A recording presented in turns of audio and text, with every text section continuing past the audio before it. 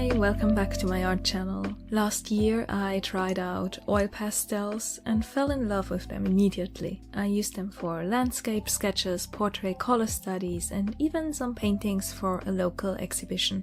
Then winter came and the cold temperatures made them more difficult to use. Now it feels like coming out of hibernation as I get to paint with them again. And of course I want to challenge myself and learn new techniques. Today I'll be trying out oil pastel blending with a brush and linseed oil, and I'm using one of my favorite paintings by John William Waterhouse as reference, The Lady of Shalott.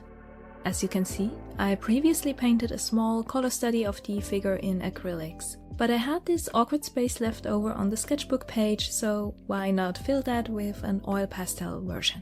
Acrylics are my usual go-to medium. Personally, I like sharp edges, lots of layers and quick drying times. And even before starting, I knew that this oil pastel study would be pretty much the opposite of that. Soft edges and lots of blending, but I believe in embracing new techniques and stepping out of my comfort zone, so here we go. For this blending experiment, I'm using my Mungyo Gallery Soft Pastels, which you might have seen pop up in some of my art vlogs or art haul videos before. They are my staple oil pastels and they are very affordable, so I never worry too much about messing around with them. While I have the 72 color box, I also use several additional shades that I bought separately but could be found in the 120 color box set as well. I picked out a few of my favorites to swatch here. They might be a good fit for this master study in particular, with some dark browns, muted greens and more subtle neutral shades that the 72 color box lacks. Also this slightly sparkly gold, just because it's very fun.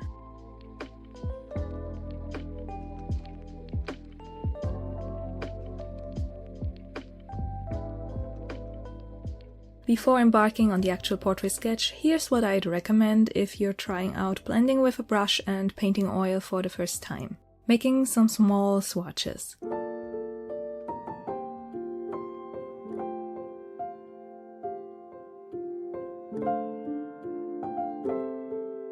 I experimented with color gradients and with different levels of pressure when applying the oil pastels, and different amounts of oil as well. I personally prefer the feel of very little oil on a light layer of oil pastels. I found that when using a lot of pressure and creating a dense oil pastel swatch, the surface already got oily before I even added the additional oil for blending, and the color blend turned out overly muddy and a bit messy. Using less pressure and leaving some of the white of the paper to shine through felt much better, as if the brush had something to hold on to and push the pigments around on, instead of just a slippery mess.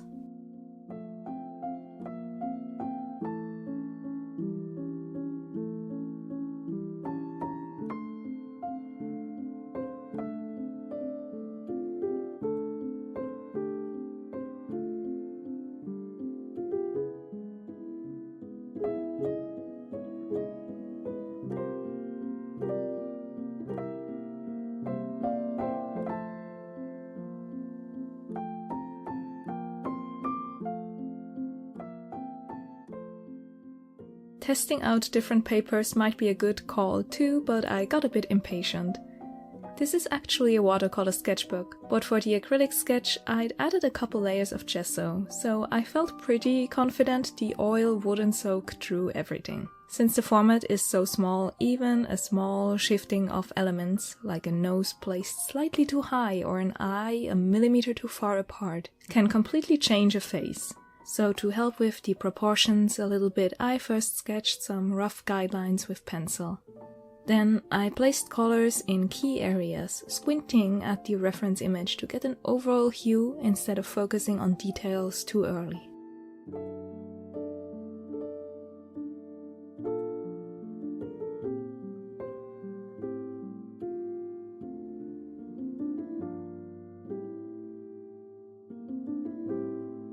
I haven't used oil paints in years, since I don't have the space for a proper setup, especially to let larger paintings dry. So my hope was that this would give me similar soft blends that I could use for studies or small sketches, while being simple to use and not needing many new materials.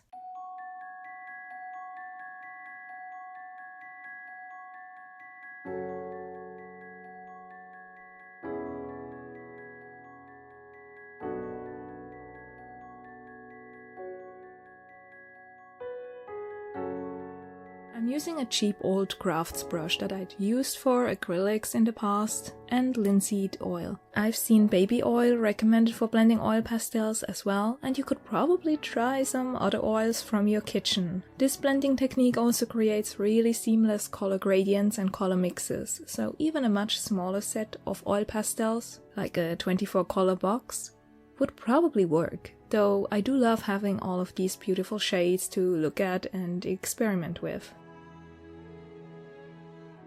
As I mentioned, this is watercolor paper with a gesso layer, but the paper I did the swatch tests on was a Bristol drawing paper, which did show some oil stains on the back. So I'd recommend using a paper specifically for oil pastels or adding that layer or two of gesso if you give this a try.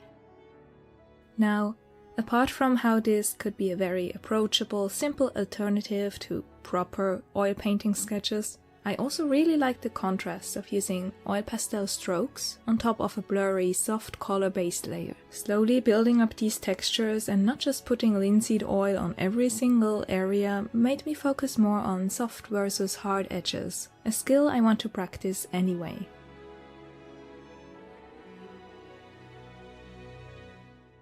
Since I don't want the drying time to be too long, I tried to not use too much of the linseed oil, just enough to softly blend the oil pastel strokes into each other. Light pressure with the brush worked fine, though I did smudge some areas more aggressively to get a better feel for the range of options. Overall, I really enjoyed this experiment, but wouldn't try to paint a portrait at this size again. A slightly larger format would leave more room for expressive oil pastel lines, and I did mess up the proportions quite a lot, as I got distracted by colors and blending.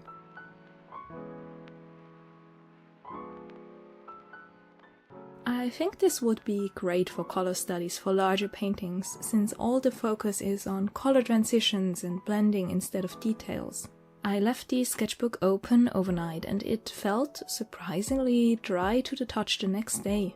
After closing the sketchbook, some of the loose oil pastel chunks and grains did rub off onto the opposite page, but nothing smudged or bled through the gesso and paper. And I'm just really happy with how simple, intuitive and quick this technique is. Especially since it feels like I'm mixing on the paper itself instead of needing to pre-mix any colors on a palette. This sketch really went by extremely quickly, even for a slow artist like me. I'd love to hear from you if you've tried blending oil pastels with any kind of oil before, and if you have any advice for varnishing if that's the case. I'll give it another try on a larger format to have more room for blending, and would love to see you there when I post that process video. Thank you so much for watching, and happy painting!